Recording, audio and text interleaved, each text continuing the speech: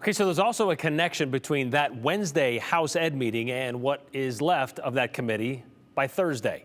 Anyone watching on that Thursday morning might have picked up something that was up by how Republican Representative Judy Yamamoto opened the meeting. The chair, that's who she is, took a couple of minutes to talk about the 3-hour meeting from the previous day and how challenging it was. And there was a word that was thrown around several times, shame. And I want to talk about shame because shame means that you know that you did something wrong and you're experiencing great remorse, regret. But honor is knowing that you did something right, even if it doesn't appear that way to others.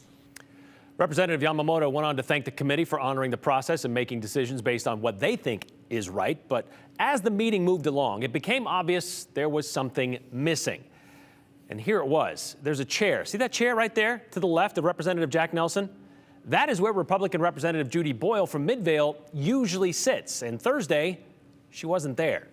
Because after the votes on the library bills Wednesday, specifically to hold House Bill 139 in committee, Representative Boyle resigned from the Education Committee, effective immediately. You could sense her frustration from Wednesday, 2 hours into the debate when they were trying to decide what to do with House Bill 139.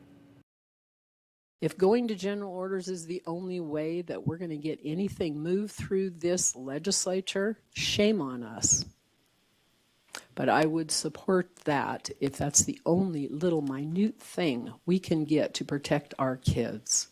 It is our duty to do that. And as a mom and a grandma, I am ashamed if we cannot.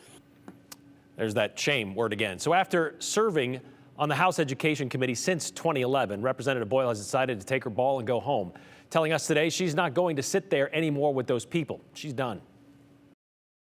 I was just appalled that the majority of our committee thought it was okay to protect porn instead of kids.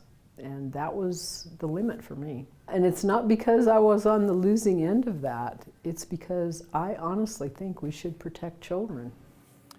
Well, the phrase protecting porn instead of kids is kind of a heavily loaded one. Is it pornographic or is it just graphic? Representative Boyle Representative Boyle says she plans to use her time now that she has in a much more constructive way, focusing more on her House resources and conservation and agricultural affairs assignments instead of education. She turned in her resignation letter this morning to Speaker of the House, Representative Mike Moyle, who will now decide who will sit in that seat for the rest of this session.